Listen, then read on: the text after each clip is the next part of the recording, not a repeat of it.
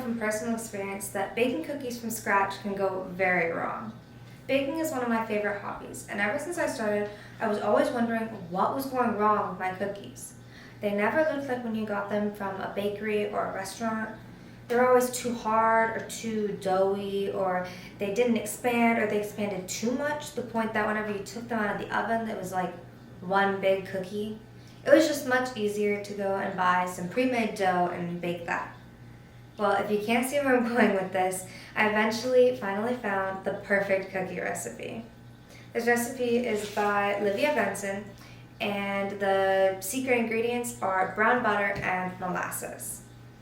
This is by far my favorite cookie recipe that I've ever tried. So today I'm going to show you how to make toffee chocolate chip cookies. The first thing that you need to do, of course, is get out all of your ingredients, and it's a pretty simple recipe. The only thing that you might need to go buy is molasses, and I would not skip this step. And of course, wash your hands. Always remember to wash your hands. So the first step for the baking is to make the toffee. Now, if you don't want toffee in your cookies, that's completely fine. Just skip this step. To make the toffee, what you're going to do is melt 1 stick of butter over your stove. It doesn't matter if it's frozen or soft because you're just going to melt it.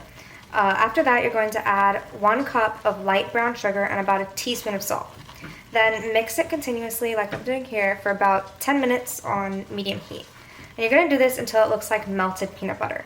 And whenever it looks like melted peanut butter, it's going to reach 295 to 305 degrees on a candy thermometer.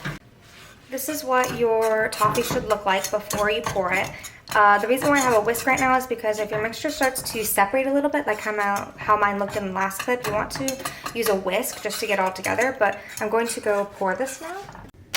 Alright, so this is what your toffee should look like, and you want it to be quite thin, so you can go ahead and move it around a little bit, and then you want to let it cool for about 20 minutes. Alright, and we're back at the stove while our toffee cools to make our brown butter. So for this you need 2/3 cup of butter, doesn't matter if it's softened or frozen, and make sure to have a big bowl by the side. And so to make brown butter, it's actually really easy. So first you just put your butter in, and you're just going to melt it first off. Just melt it like normal, like we started the toffee with, and then basically you just keep it on the heat about like medium high until it starts to turn a brown color. This should be about like 5 to 10 minutes.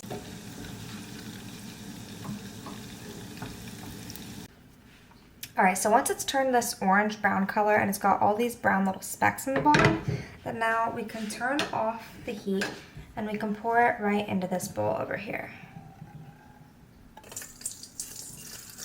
Alright, so this is what it should look like, and we're going to go ahead and set this in the fridge for about 15 minutes and let it cool.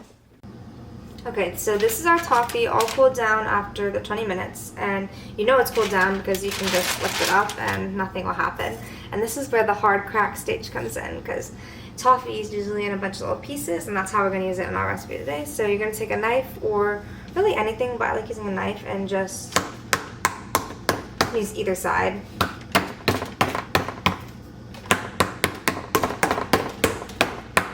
And crack it into a bunch of little pieces.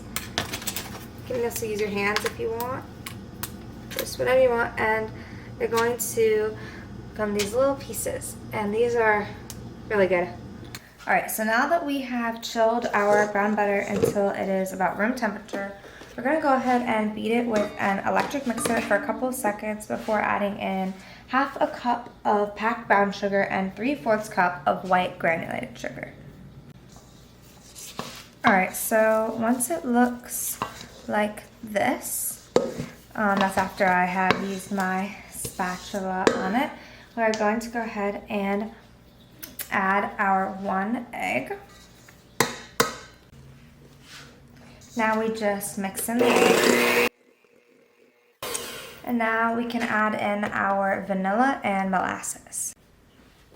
Now we mix it until it's all combined. Alright, so now we can add in 1 cup of flour and a 1/4 teaspoon of baking soda, and about 1/2 teaspoon to a teaspoon of salt. And then mix it until it's all combined. Once it starts filling up in my mixer like this, I'm gonna switch to my spatula and make sure that I got all of the dry pieces before adding in my toffee and my chocolate chips.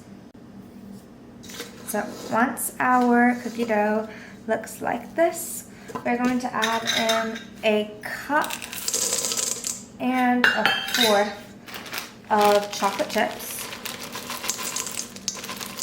And then about a 1/2 cup of these toffee chunks. Have to chill the dough for about 30 minutes in the freezer or fridge. Alright, so this is our cookie dough out of the freezer, and it was in there for about 30 minutes, and this recipe makes about 3 to 4 pans. So I use about a 1/3 cup. It doesn't have to be exact, and put it on here. You could also use an ice cream scoop and scoop it like this. I think I did this the last time I made these cookies and it came out pretty good. You could also just use your hands, and you can experiment with what size you want them, if you like making them smaller or bigger. These aren't cookies that you need to flatten out before. You can just put them in a ball, and you could probably fit about 5 on one pan.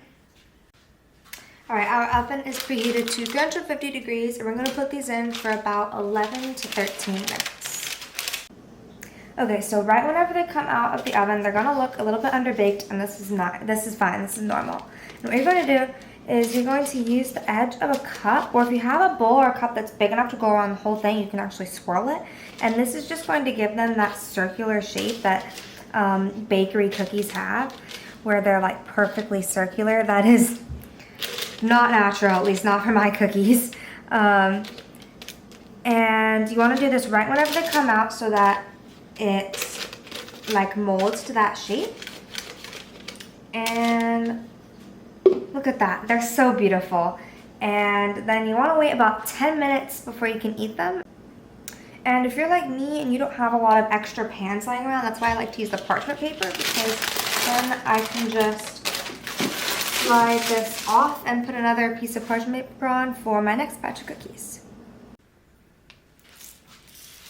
Once you sprinkle some salt on these, they should be ready to go.